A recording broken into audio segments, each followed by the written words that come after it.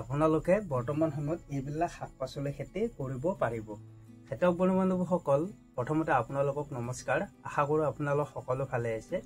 এই ভিডিঅ'টোৰ মাধ্যমেৰে আপোনালোকৰ সৈতে আলোচনা কৰিম যে আপোনালোকে বৰ্তমান সময়ত বিশেষকৈ কোনবিলাক শাকৰ খেতি কৰিব পাৰিব।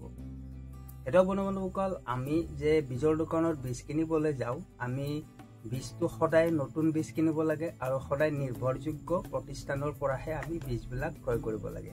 ধৰি লওক এইটো হৈছে আপোনাৰ বংকিম চিডৰ আপোনাৰ কুতুৰা শাকৰ বীজ বুলি আহে। আমি যেতিয়া এই বীজটো কিনিব যাম, হয়তো আমাৰ বীজটো পুৰানো হ'ব পাৰে। আমি গতিকে এই পিছফালে এক্সপায়াৰ ডেট বা ডেট অফ পেকিং এইখিনি চাই ল'ব লাগে। গতিকে এইখিনি শাকৰ খেতি মই আপোনালোকক এফালৰ পৰা নামখিনি কৈ যাম। আপোনালোকে বৰ্তমান সময়ত ঘৰতে খোৱাৰ বাবে বা আপোনালোকে বহলভাৱে খেতি কৰি বজাৰত বিক্ৰী কৰিব পাৰিব। তো আপোনালোকে ভিডিঅ'টো শেষলৈকে চাব। ভাল লাগিলে লাইক এটা কৰিব আৰু যদি চেনেলটো নতুনকৈ আহিছে ছাবস্ক্ৰাইব কৰিবলৈ পাহৰি নাযাব। বলক তেন্তে মূল কথালৈ আগবাঢ়ো। খেতিয়ক বন্ধুসকল, প্ৰথমতে আপোনালোকক মই ক'ব বিচাৰিম যে কৃষি কল্যাণ কোম্পানীৰ বোম্বাই ৰেড খাচী কাটা, যিটো আপোনালোকে মোৰ হাতত পেকেট দেখিবলৈ পাইছে, আপোনালোকে এই মূলা খেতিটো কৰিব পাৰে। মূলা খেতিটো খুবেই লাভজনক খেতি হয়। আপোনালোকে যদি আগতীয়াকৈ ইয়াক বজাৰত উলিয়াই দিব পাৰে, তেতিয়াহ'লে যথেষ্ট ইয়াত ডিমাণ্ড পোৱা যায়। আৰু খেতিয়ক বন্ধুসকল, বেছি আমি ইয়াত লাগি থাকিব নালাগে। আমি মাটিখিনি সুন্দৰভাৱে তৈয়াৰ কৰি তাত যদিহে আমি ৰাসায়নিক সাৰ দিলেতো আমি ছুপাৰ ফছফেট দিব পাৰিম, আৰু নতুবা আমি যদি গৰু গোবৰ বা ভাৰ্মি কম্পোষ্ট এইবিলাক প্ৰয়োগ কৰোঁ, আমি মূলা শাকটো খেতি কৰিব পাৰিম। আৰু এইবিলাক হৈছে কম দিনীয়া খেতি, আৰু এইটো আধা কিলোৰ পেকেট। আপোনালোকৰ দাম বেছি নলয়, তো আপোনালোক 70-80 টকা মানৰ ভিতৰত এটা 500 গ্ৰামৰ পেকেট এটা পাব। তাৰপিছত খেতিয়ক বন্ধুসকল, আপোনালোকে ধনিয়া, এইটো আপোনালোকে যিটো পেকেট দেখিবলৈ পাইছে আপোনাৰ মাষ্টাৰ চিড কোম্পানীৰ, আপোনালোকে এই ধনিয়া বীজটো আপোনালোকে লগাব পাৰিব। বৰ্তমান সময়ত যিহেতু আপোনাৰ যথেষ্ট গৰম আছে, হয়তো আপোনালোকৰ ধনিয়াবোৰৰ মানে সঠিক জাৰ্মিনেশ্যন নহ'ব পাৰে, কিন্তু কমকৈ জাৰ্মিনেশ্যন হ'ব। গতিকে আপোনালোকে যদি ধনিয়া খেতি লগাব বিচাৰে, তেতিয়াহ'লে আপোনালোকে লগাব পাৰিব।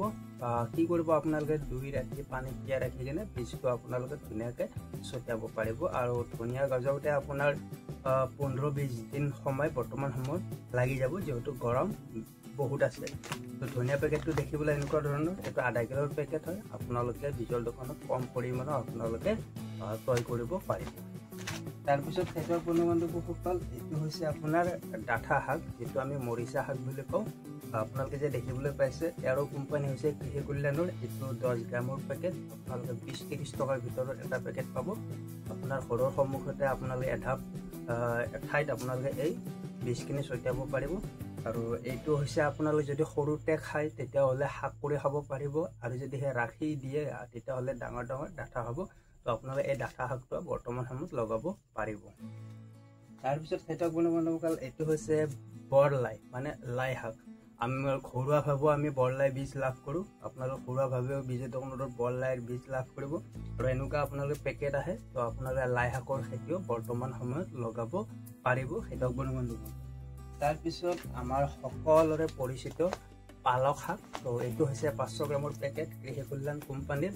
আপোনালোকে 70-80 টকাত এটা পেকেট লাভ কৰিব। খেতিয়ক বন্ধুসকল, পালক শাকৰ বীজো আপোনালোকে বৰ্তমান সময়ত ছটিয়াব পাৰিব। মাটিডৰা সুন্দৰভাৱে তৈয়াৰ কৰি ল'ব। যদিহে কিবা কীট পতংগ থাকে মাটিখিনিত, তেতিয়াহ'লে বীজটো আপোনাৰ নিদিয়াৰ আগতে তাত আগতীয়াকৈ কীট পতংগ নিয়ন্ত্ৰণৰ ব্যৱস্থা লৈ কিনে আপোনালোকে বীজটো ছটিয়াই দিব। নহ'লে পিছত একো নিদিয়াকৈ বীজটো ছটিয়াই দিলে কীট পতংগবিলাকে আপোনাৰ আধা বীজ খাই কিনে নষ্ট কৰি পেলায়। গতিকে আপুনি বৰ্তমান সময়ত এইটো লগাব পাৰিব, আৰু আপোনালোকে এৰাতি পানী তিয়াই ৰাখিব পাৰিব পালক শাকৰ বীজটো। তাৰপিছত খেতিয়ক বন্ধুসকল, আপোনালোকে লেচেৰা খেতি কৰিব পাৰিব। এইটো হৈছে লেচেৰা চকমাৰ্কা চিডৰ খুবেই ভাল লেচেৰা বীজ হয়। বা আপোনালোকে ৰিজৱান চিড কোম্পানীৰ এই লেচেৰা বীজৰ খেতিও আপোনালোকে কৰিব পাৰে।